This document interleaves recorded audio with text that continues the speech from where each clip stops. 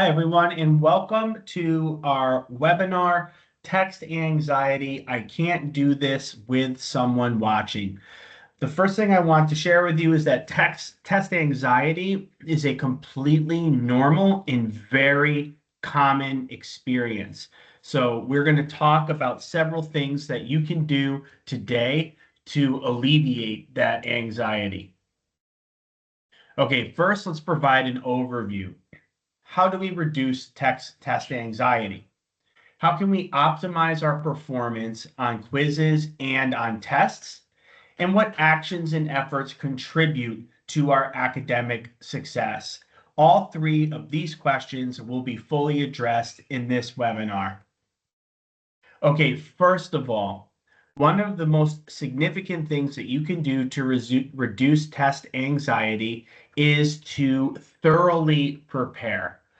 If you start preparing well in advance for a quiz, even if you, for example, can only dedicate a few minutes to it each day, that's much better than waiting till the very last minute to try to prep. Okay, waiting for the last minute can often create anxiety, especially if you run out of time in your preparation. Whereas if you're taking things on a little bit at a time, breaking the material into manageable chunks, and using active learning techniques, that will reduce your stress. But a question emerges here. What are some examples of active learning techniques? And what do we mean when we say active learning techniques? Well, we're going to take a look at 3 examples of active learning techniques. The first is to annotate the test questions, okay? Underlining or circling key terms in the question. And this can also be a matter of if you're permitted blank paper, scratch paper, for example, you can also write there. Underline or circle key terms in the question to ensure you understand what is being asked. Write brief notes or reminders in the margins, or again on scratch paper, to organize your thoughts before answering. So you want to engage actively with the question in front of you. Another thing that I recommend doing is reading out loud. Often when you're taking a proctored exam, you know that, okay, I'm being recorded. It's possible that my instructor is watching me. In many cases, your instructor will not be watching you unless you do something that you're not permitted to do, and a flag or notice is sent to your instructor, and they then have to review the recording of you taking your test. So what you want to do is make sure that whatever the procedures are for the online exam, that you're following those procedures. For example, if you're told to be alone in the room, please make sure you're alone in the room. If you're told that you can't have your phone available, make sure that your phone is not available. Things of this nature will ensure that no red flag is actually sent to your instructor. Now you can think to yourself, well, I'm following the instructions, so I don't have to worry or have any anxiety about someone watching me because I'm doing what I'm supposed to do. So you can now proceed to engage actively with the test and to read actively through the process of taking notes, also speaking out loud to help you ensure that you truly understand what you're being asked to do. Okay, another active learning technique is to use the process of elimination, which is especially useful when you are taking a multiple choice exam. So for multiple choice questions, actively eliminate incorrect answers by crossing them out. This narrows down your options and increases the likelihood of selecting the correct answer. So you look at each one, and let's say you've determined that A and C are definitely incorrect. Now you're down to B and D, okay? And now you have a 50% chance as opposed to a 25% chance of selecting the correct answer. So be sure to always use process of elimination for multiple choice.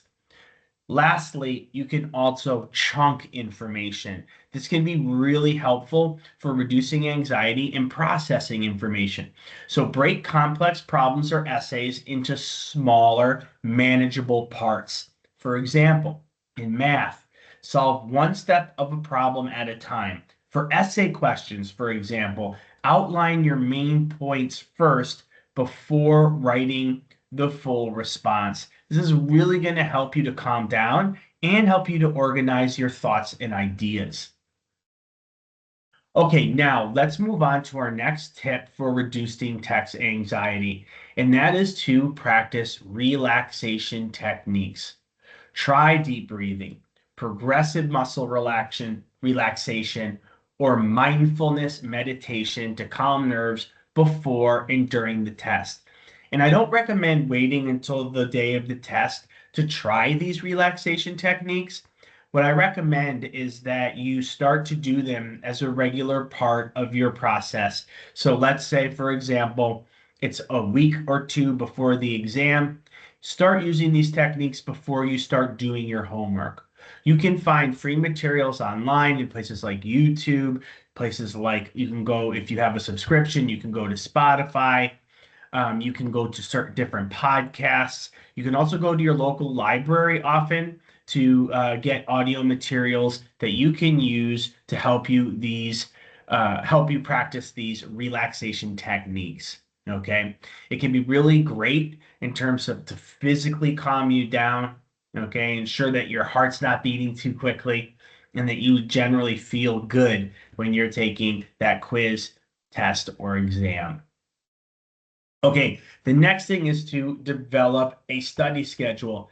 And no, you don't have to have an old school calendar like you see here. You can use a digital one too, of course, like an Apple Calendar or a Google Calendar. Create a realistic timetable to allocate for each subject. Having a clear plan can reduce feelings of being overwhelmed. Have your schedule planned for every day of the week that you intend to study, so you know when you're studying what, and make sure that you're consistent. Consistency is essential. The more you start to follow your own schedule, the more you develop these good habits, the more confident you're going to become in your own ability, and as a result of the knowledge that you're going to acquire through these study habits. Simulate test conditions. It's very common and completely understandable to get nervous and to make mistakes when you're being timed. One of the best ways to overcome this is to familiarize yourself and to normalize and habitualize the act of taking a test while being timed. So you can set a timer on your phone, for example, and you can look at practice test information by simulating the conditions, you normalize them. So now let's say you've done it 3, 4, 5 times before taking the exam. It won't feel anywhere near as stressful as it will as if you never simulate test conditions. Okay. When you simulate the test condition, you'll also see, for example, let's say you're taking a practice exam and it has 20 questions because you know there's going to be 20 questions on the exam. And based on the time given, you only get to 15 out of the 20 questions. Now you know that you need to adjust your pace. And as you figure out things like that, you become more habituated to the time without even knowing, okay, 15 minutes have passed. You'll kind of know that already based on where you are in the exam, and that will really increase your level of comfort and reduce your anxiety. Maintain a healthy lifestyle. We're told this all the time, and we know it's true, and it's true for so many reasons. One of the many reasons for which it's true is that it will reduce your test anxiety. So get adequate sleep as much as possible. Some of us work lots of hours while we're also parenting, and we know this, and it's difficult for us to always get adequate sleep, but try to get it as often as possible. Eat balanced meals. That's something that we have a little more control over sometimes than our sleep. Okay, not always, but sometimes we do. So try to be eating balanced meals and being the habit of that well before you have to take an exam. and exercise regularly to improve focus and reduce stress levels. Okay. Working out and exercising can also improve your emotional state and your mood on the day that you're taking the exam, in addition to improving your focus. This, if you think about this and combining it with some of the other techniques that we've already discussed, you want to try to figure out using your calendar, when can I work out? Do you have 30 minutes a day? Great. If you don't, how about 15 minutes a day that you can dedicate to your exercise? Find the time and then put it on your schedule and then make it a regular part of your routine. And you will see a reduction in your test anxiety, and you will find that you have more focus and ideally more confidence. Okay, challenge negative thoughts. Negative thoughts can be really dangerous. And as humans, we have a tendency to be really hard on ourselves when we shouldn't be. Okay, we have negative thoughts running through our minds all the time. First thing we need to do is we need to be cognizant of those negative thoughts. And as soon as we start having them, we need to stop them. So the negative thought enters into your mind. You can't control that. That's not your fault. That thought's there. But now you do have agency. You do have power. You can say, wait, stop. I'm not interested in that. You can replace self-defeating thoughts like, I'm going to fail. I know I'm going to fail this exam, with positive affirmations such as, I've prepared and I will do my best. Okay. And you can take it personally when that negative thought comes in and say, I don't think so. I've been preparing. I've been working really hard, and I'm going to do as well as I possibly can on this exam. And then you can kind of turn around that negativity. And in doing so, it's going to boost your confidence and reduce your anxiety. Okay, limit caffeine and sugar intake. Now, bear in mind that what this slide does not say is do not have caffeine or sugar under any circumstances. We're not taking it to that extreme, but what we are saying is that we want to avoid over consumption of stimulants that increase anxiety and interfere with concentration. Remember, as we said before, when we were looking at the possibility of implementing relaxation techniques, we don't want to implement relaxation techniques and then drink 8 cups of coffee. Because if we do that, it's going to be really hard to relax because we're going to be jittery. Okay. So control, not just on the day of the test, though. Control the amount of caffeine that you're taking and sugar also on days where you're just studying, because you don't want your physical state to change just on the test day.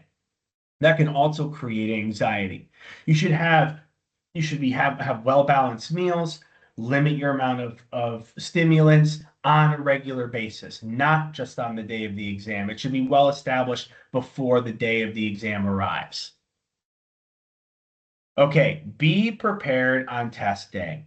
Now, at Nightingale College, you're going to be taking the vast majority of your quizzes, your exams, and your tests online from the privacy of your own home. Okay, you want to make sure that you have your area set up just the way that you want to have it. Bring all necessary materials, for example, pencils, erasers, calculators. Okay, we have math courses, for example, at Nightingale, where you are permitted and expected to use your calculator. All right, and set up early to avoid feeling rushed. Make sure your desk is clean and organized, and you know where everything is that you need to access. Take ownership of that space. That's your space, and that should be a place where you feel really comfortable working. Okay, that space might also include a photo of a loved one, a family member, a friend, a pet, someone or something that is really important to you that you cherish, that also helps to keep you in a good mood. Focus on the goal, not the outcomes. Sometimes we can have a tendency just to focus on the end. I have to get my degree. If I don't get my degree, I'm not going to be able to get such and such a position, and I'm not going to be able to earn such and such a salary. And we're focusing on and stressing out about all these things that are in the future. And those are all outcomes, but we just need to forget about all that and just focus on the goal that's right in front of us and block everything else out. Concentrate on answering one question at a time rather than worrying about the entire test or what your final grade is going to be. It's just you and that one question and nothing else. One thing you can do, for example, is imagine a closet. You open the door to the closet and you're putting all of the problems in that closet and you're closing the door. Let the door open a little bit, take out one problem, and close the door again. It's just you and one little problem, and nothing else matters. Now you can address this one problem, which is much more manageable than trying to worry about what's happening with the entire test and how that assessment is going to affect numerous outcomes. Use visualization techniques. I just gave you an example of one with a closet. Imagine yourself calmly and successfully completing the test. Calmly and successfully completing the test. You could do this while listening to music, for example. You could do this while you're exercising. Now you're doing two techniques at the same time to help reduce stress. Boom. It's a great idea to imagine your success. It helps to build confidence. It helps to calm you down. You are going to be successful. Believe in yourself. Follow the processes that we're talking about today to find that success that you deserve. Positive mental imagery can boost confidence and reduce stress. Okay, that's why I also recommend having loved ones or things that you love that are important to you, those images available in your workspace. Okay, because that mental imagery goes a really long way to helping us reduce our stress. And remember that you're not alone. Okay, that your success is something that's going to benefit lots of people in your community in immensely positive ways. Okay, so you're doing something not just for yourself, you're doing it for the community, you're doing it for our world. So that's something that you should feel good about. Okay, and that's something that you should take comfort in and have pride in. Break the test into sections. We talked about this manageable chunks before. It also applies not just to the wording of individual problems, but to entire sections of the test. Approach the test one section at a time to make it feel more manageable and less overwhelming. Okay, we have to practice on slowing down a little bit and knowing it's okay to do so and to just grapple with what's in front of us without thinking or worrying about anything else or blocking it all out. Practice self-care the day before. Sometimes we have a natural tendency to try to pull an all-nighter or to be like, I have to cram as much information as possible into my mind because I have a test in 12 hours. To be honest with you, that can often be counterproductive and it can also increase anxiety, which is not what we want. We want the opposite. So avoid overstudying the night before an exam. Instead, relax with activities you enjoy. Could be you like to read, take a walk. Could be that you enjoy listening to music. It could be treating yourself to a meal that you really enjoy. All right. But have all that opportunity just to take it easy. You can look over material, okay, but don't push yourself too hard the night before. If you follow the techniques that we've discussed, you're already going to be prepared well before the night before the exam, okay? And you want to be calm, collected, relaxed when you take this exam. Accept imperfection. It's possible that you're going to get a perfect score on some of your quizzes, tests, and exams at Nightingale College. Man, that would be wonderful. But understand that it's completely normal and much more likely that you're not going to know every answer. You're going to get some things wrong, okay? Because we are imperfect beings. Focus on doing your best. Just be like, I want to bring the best version of myself to this exam, and I'm going to do that by following these techniques that we discuss in this webinar, not by saying, I've got to get everything just right. If it's not perfect, it's going to be wrong. Okay. You can get some answers incorrect and still earn a very high score on an exam. Know what the passing score is for your exam. Know what your target objective is, okay? And allow yourself as much grace as possible quantitatively, knowing that you probably aren't going to get every answer correct, and that's okay. Be okay with that. Seek support if needed. Okay, now when you're really struggling with test anxiety, and you've tried, make sure you try the techniques that are involved that we've discussed and looked at today. Know that it's always a good idea to consider professional help if anxiety is persistent or if it's severe, always if it's severe. Not only is there nothing wrong with getting professional help, it's absolutely essential for you to do so, and it's something that you deserve. Okay, so please make sure that you are pursuing it. Make sure that you're talking to an instructor. Make sure you're talking to a counselor. Make sure that you're talking to an advisor or a strategist here at Nightingale College who can share resources with you to help you to reduce your anxiety. It's absolutely important. At Nightingale, we have a strong community of learners and collaborators who are helping one another. Okay. You're never alone. No one wants you to have anxiety, and everyone wants to make sure that you have the resources available to you that you need to be your best self and to succeed.